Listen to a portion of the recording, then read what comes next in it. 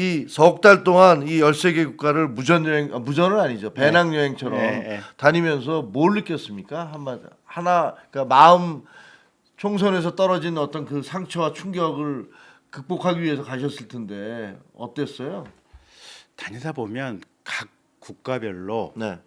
위대한 지도자가 그 나라를 이끌었던 위대한 시대가 있어요. 아, 그렇죠. 네. 맞습니다. 우즈베키스탄 가면은 거기가 무슨 대왕이 임금님 생각이 안 나는데 저도 헝가리도 가봤는데 거기도 비슷한 시기가 있었죠. 각국의 위대한 역사의 헝가리 시기가 제국이 있어요. 있었을 때가 있었어요.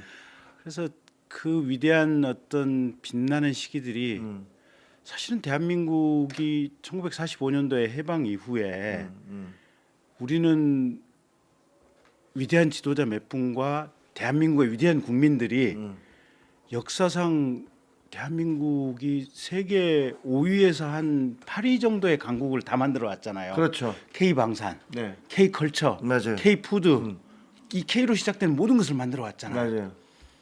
그런데 갑자기 이 모든 것이 지금 위태로워졌어요.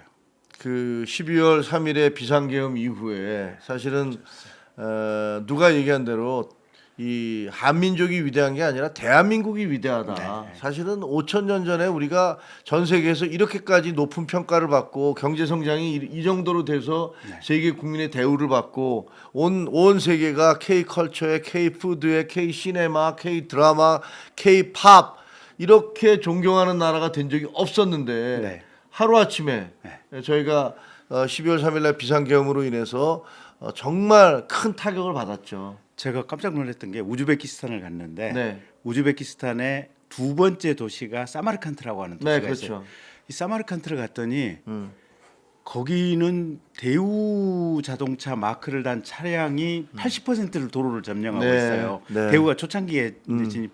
근데 이 사마르칸트에서 택시비가 워낙 싸니까 우리로 치면 우리 택시비 한 5분의 1, 7분의 1 정도밖에 안 해요. 그래서 택시를 편히 타고 다녔는데 택시를 한 10대 번 탔는데 그중에 반절이 한국에 와서 근로자로 일하고 가셨던 분들이에요. 그러니까 여기서 돈을 벌어가지고 택시를 거기 가서 샀구나. 택시를 사서 이제 교통산업을 하시는 거죠, 현지에서는. 그렇군요. 네, 근데 한국에서 왔다는 그 자체만 가지고도 어마어마하게 리스펙을 하고 이렇게 좋아해 주시더라고요. 그러니까요. 그렇게 전 세계가 애정하던 나라였는데 사실은 참 힘들었게 된 게 참 안타까운 거죠. 그렇죠. 근데 우리나라가 지금 이 위대한 K로 가는 이게 계속 번영을 다시 지속해서 제2의 도약을 할 수 있을 것이냐? 네, 그렇죠. 아니면 여기서 꼬꾸라질 것이냐? 그런 이 갈림길에 있는 지점의 선거가 바로 이번 선거인 거예요. 그렇죠, 그렇죠. 이번 선거의 역사적 의미라고 하면은 과연 우리가 쉽게 얘기하면 중진국의 저주라는 얘기도 있고 좀 막판에 이걸 넘어가지를 못하잖아요. 그러니까 우리는 사실은 형 선배님 중진국이 아니에요, 선진국이에요. 선진국이죠, 우리는. 선진국이에요. 완벽한 선진국을 이뤘는데 요게 선진국이 꼬꾸라질 수 있는 리스크에 처해 있는 선진국이에요. 지금 그렇죠. 이 지점에. 밑에 있으니까. 그래서 이거를 담백하고 공정하고 자기 소신이 뚜렷한 지도자가 대한민국을 다시 한번 힘있게 밀고 가야 돼요. 그렇죠. 맞습니다. 그 지도자를 우리가 제대로 찾아내는 것이 이번 선거의 국민들의 역할이고 우리의 역할이에요. 그 김경진 의원 말씀하신 대로 저도 이제 해외 여행을 다니다 보면 그 나라의 역사들을 보면 그 나라가 정말 위대했던 시대도 있고 그리고 과거에 엉망진창이었다가 다시 성장하는 그런 궤도로 들어선 나라도 있고 이런 걸 보면 정치적 지도자라는 것들이 얼마나 중요하신가 이런 생각을 하게 됩니다. 근데 이번 선거야말로 대한민국의 역사에 있어서는 정말 어떤 대통령을 뽑느냐, 어떤 지도자를 뽑느냐에 따라서 대한민국이 이제 융성하는 국가로 갈 수 있느냐, 아니면 한때 반짝했다가 고꾸라지는 나라가 될 것이냐, 이것을 결정하는 그런 선거라는 게 우리 김경진 위원장님의 말씀이신데, 그래서 김경진 위원장님의 픽은 뭡니까? 그래서 이번 대통령 선거의 시대 정신은 저는 큰 틀에서 두 가지예요. 네. 대한민국이 12월 3일 이후에 정치적으로 혼란과 벙커에 빠져 있잖아요. 그렇죠. 이 혼란과 벙커에서 제대로 빠져나와서 국가를 다시 한번 일으켜 세울 명확하고 헌법 정신에 충만한 강력한 지도자가 필요한 거예요. 정치적으로 그렇죠. 혼동에서 수습, 정치적 혼란에서 대한민국을 수습해내는 것. 그다음에 두 번째, 방금 말씀드린 대로 이 위대한 번영을 우리가 만들어 왔는데 네. 지금 되게 안 좋아요. 맞아요. 경제적으로 되게 안 좋은 게 네, 그렇습니다. 첫째, 일단 길거리 가 보면 자영업자들 문 닫는 게 속출하고 있어요. 그렇죠. 두 번째, 그 와중에 트럼프가 핵폭탄을 던져대고 있어요. 맞습니다. 중국도 마찬가지로 거기에 마찬가지로 또 핵폭탄을 같이 쏴대고 있어요. 서로 간에. 그렇죠. 미중 간의 무역 전쟁의 와중에 와 있고. 고래들이 싸우고 있어요. 고래들이 싸우고 있고. 그 한복판에 우리는 저출산 고령화의 이 흐름 속에 있어요. 늪에 빠져 있고요. 늪에 빠져 있어요. 세계적으로도 되게 경제적인 상황이 안 좋은데 우리 내부의 체력도 허약해진 상황이에요. 네, 맞습니다. 네. 그러면 정치적인 혼동을 수습하고 나라의 경제적인 비전을 제대로 밀고 갈 수 있는 이런 지도자가 필요한 거예요. 맞습니다. 근데 선배님 생각해 보세요. 기초자치단체장을 하면서 그 자기가 지역의 대장으로 있는 기초자치단체를 자신과 자신의 패거리들의 수익 모델로 삼았다. 이런 사람이 대한민국의 지도자가 됐다. 이재명의 대장동 사건을 말씀하시는 거죠? 그러니까 알아들으시면 돼요. 이게 옛 선현들이 마음속에 똑바른 정신이 박혀 있지 않으면 네. 아무리 그럴듯한 일을 해도 다 어긋나게 돼 있어요. 그렇죠. 네. 그러면 국가 전체를 이분은 수익 모델로 안 삼을까요? 그렇죠. 그러니까 작은 도둑 바늘 도둑이 소도둑 된다고 네. 작은 지역에서 개인의 이익을 위해서 온갖 짓을 했던 분이 네. 그러면 국가 전체를 다스리게 됐을 때 국가 전체가 수익 모델 그 사람과 그 사람 패거리들의 수익 모델이 되는 거예요. 그렇죠. 그래서 우리가 12월 3일 날 한동훈 대표가 보여줬던 용기, 결기, 그리고 분명한 정치적인 지향성, 대한민국 헌법 가치에 대한 존중. 네. 그래서 그 방향으로 정치를 이끌어 가겠다고 하는. 그래서 또 개헌을 통해서 새로운 7공화국 시대를 이렇게 만들어 가겠다고 하는 어떤 정치적인 분명한 리더십과 더불어서 올바른 생각으로 올바른 방향으로 대한민국의 경제를 이끌어 가서 국민들에게 희망과 추동력을 주겠다고 하는 거. 이런 정치 지도자가 어디에 있을까요?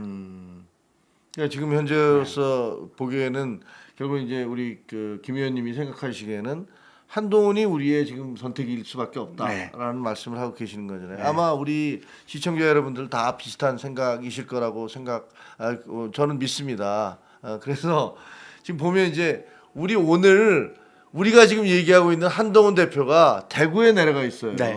대구에 내려가서 대구 분들을 만나고 계세요. 근데 다 아시다시피 대구라는 곳은 보수의 심장이다. 이런 평가를 받아왔고 그리고 또 어찌 보면 굉장히 보수적인 강성 보수들이 많으시기 때문에 한동훈 대표에 대해서 한동훈 대표가 윤석열 대통령에 대해서 잘못한 것들에 대해서 이건 아니다라고 얘기한 것을 네. 그것을 무슨 배신자다 뭐 이런 식의 프레임으로 그 공격을 할 때 혹시 대구 분들이 거기에 많이 동조하고 계신 게 아닌가 이런 우려가 있었잖아요. 저도 당협위원장이잖아요. 네, 네. 그리고 저희 당협에 권리당원이 한 2천여 분 계세요. 그리고 일반 당원까지 합치면 한 만 몇천 분 정도의 당원이 계세요. 네, 네.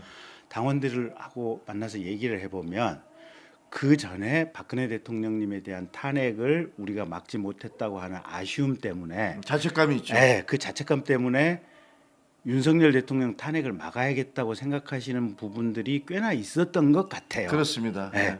근데 그럼에도 불구하고 예, 저는 사실은 고향이 전라도 광주예요. 예, 알죠. 전라도 광주고 예, 제 주변에는 광주 사람들이 꽤 있어요. 어쨌든 내 그렇겠죠. 친구니까. 당연히. 제가 3년 전에 윤석열 대선 캠프에서 예, 대외협력 특보도 했고 공보특보 단장도 했고 하면서 예, 제 주변에 있는 서울에 있는 제 친구들을 거의 상당수를 끌고 와서 윤석열 후보를 찍도록 했어요. 네, 근데 12월 3일 이후에 이 친구들이 다 떨어져 나갔어요. 그렇죠. 어떻게 보면 야 나는 너를 믿고 너의 선택을 믿고 그 사람을 찍었는데 이거 어찌 된 일이냐. 아니 친구들 이게 첫 마디가 그래요. 야 우리는 전라도 광주에서 1980년 5월에 군인들이 국민들을 총으로 쏴 죽이는 걸 봤다. 근데 물론 이거는 서너 시간짜리 군인들이 특별히 무슨 총기나 흉기를 실제로 사용한 것도 아니고 그래서 연성이긴 하지만 그럼에도 불구하고 군인들이 총을 가지고 국회의사당에 오는 걸 봤는데 넌 도대체 뭐냐? 넌 윤석열 대통령을 어떻게 모셨냐? 네가 나름대로 윤석열 대통령 측근이라고 하고 그래서 잘할 거라고 믿고 있었는데 이건 도대체 뭐냐? 네. 내가 할 말이 하나도 없는 거예요. 그렇죠. 그 할 말이 없는 와중에 유일하게 내가 친구들에게 해줄 수 있는 얘기는 일단 내가 잘못했다. 예. 내가 대통령 잘못 모셨다. 정말 반성한다. 미안하다. 더불어서 그래도 우리에게는 한동훈이 있었다. 그렇죠. 12월 3일 날 그 얘기를 듣자마자 목숨을 걸고 국회의사당으로 튀어나와서 그렇죠. 이 계엄이 잘못된 겁니다. 대한민국은 제대로 된 평온한 헌법 질서의 정치 원칙으로 가야 됩니다라고 한동훈 대표가 명확히 선을 그어줬기 때문에 군인들이나 경찰들이 더 뭘 할 동력이나 어떤 마음의 그걸 잃었기 때문에 네. 그게 그대로 그 말 한마디로 현장에서 진압이 됐고 제압이 된 것이다. 그렇습니다. 네. 그래서 대한민국이 더 큰 불행의 여지로 가는 것을 한동훈 대표가 막았고 그래서 한동훈 대표가 그나마 대한민국의 국운을 살려낸 것이다. 네. 이렇게 친구들에게 사과의 말과 더불어서 이 얘기를 해주면 그래 네가 윤석열 대통령을 잘 못 모신 것에 대해서 그분이 나쁜 짓을 한 거에 대해서 네가 제대로 뭘 못한 거는 네가 잘못했지만 그나마 한동훈 대표가 한 그걸 가지고 너와의 인간관계는 절교하지 않겠다. 그러네요. 네, 그 정도. 그러니까 지금 어떻게 보면 뭐 저도 사실은 비슷했거든요. 저도 그 방송에 나와서 뭐 민주당에서 비상계엄을 한다 그랬을 때 제가 뭐라고 했냐면 그런 정신 나간 소리를 하는 사람들은 정말 국민 여러분 믿지 마십시오 하면서 만약에 그런 일이 생기면 제가 제일 앞장서서 싸우겠습니다. 이렇게 얘기를 했는데 정말로 계엄을 하더라고요. 그래서 진짜로 저는 네. 기절을 하는 줄 알았고 그래서 국민들에게 약속 드린 대로 저 지금 앞장서서 싸우고 있습니다. 왜냐하면 이거는 국민에 대한 배신 행위니까. 네. OECD 국가 전 세계 그 12위 경제대국에서 그날 비상계엄 난 날 해외에 나가 있던 사람들 다음에 한 얘기 들어보니까 그 비자 카드하고 마스터 카드가 중지가 되더라는 거예요. 네. 왜냐면 그런 격변이 난 나라는 그걸 사용할 수 없게 돼 있다는 거예요. 다 경제적으로 그냥 부도가 날 딱 부도를 내버리는 거예요. 근데 몇 시간 만에 이게 어쨌든 그 국회에서 통과되고 이게 해제가 되니까 그 다음에 이제 괜찮아졌다고 하던데 사실은 이 비상계엄이 계속 지속이 됐다면 대한민국은 거의 거덜이 났겠죠. 그런데 아직도 그 계엄을 계몽령이다라고 얘기하면서 정말 엉뚱한 소리를 하시는 분들이 계시고 그리고 이제 그래서 저는 사실 이번에 오늘 대구에 내려갈 때 한동훈 대표가 굉장히 봉변을 당하지 않을까 이렇게 걱정을 했었거든요. 근데 봉변을 당했는지 환영을 받았는지 저희가 이제 지금부터 그 현장을 좀 보도록 하겠는데요. 그게 볼 수 있나요, 감독님? 자, 현장을 한번 보도록 하겠습니다. 혹시 안 보신 분들 있으면 현장에서 어떤 일이 있었는지 한번 보겠습니다.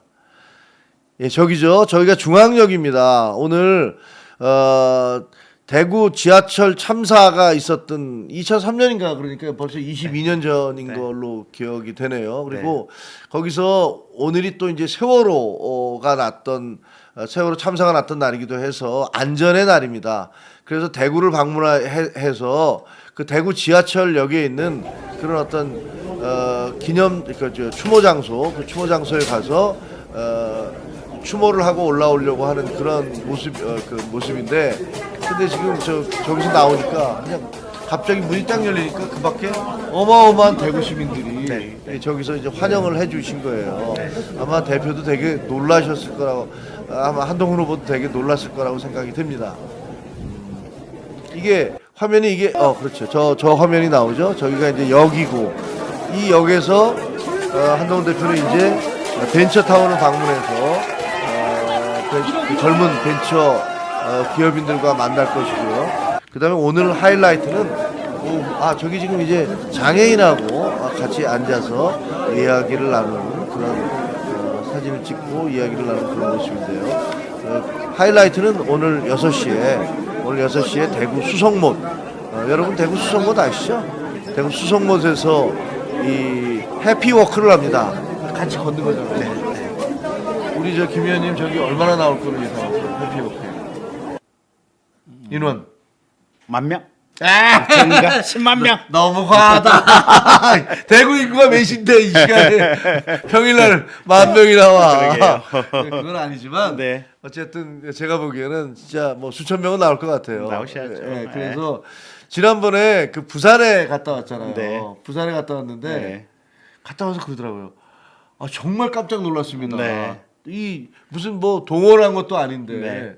그리고 그 다음에 두 번째 방문했던 뭐 무슨 거리라고 그러더라. 하여튼 젊은 사람들이 많은 거리 있었는데 네. 젊은이들이 막 다가와서 사진 찍자고 막 네. 이런 걸 보면서 본인도 깜짝 놀라셨다고 이렇게 네. 얘기를 하더라고요. 그래서 이게 대통령은 어쨌든 대한민국의 방향성을 그렇죠. 5년씩은 끌고 가주시는 분이잖아요. 맞습니다. 그래서 본인이 지지하시든 안 하시든 네. 우리 당의 대통령 후보들에 대해서는 네. 우리 지역에 오신다면 가세요. 어. 좀 나가가지고 박수도 좀 쳐드리고 에너지를 좀 불어 넣어드리세요. 엊그제 사퇴하신 오세훈 시장이 일단 대선은 우리가 잘못해서 한 대선이니까 국민들에게 사과를 해야 된다. 네. 그 말씀 매우 정확한 맞아요. 말씀하셨고. 맞습니다. 근데 어쨌든 우리 당의 대선 후보들은 조금 좀 기가 좀 지금 덜 들어가 있어요.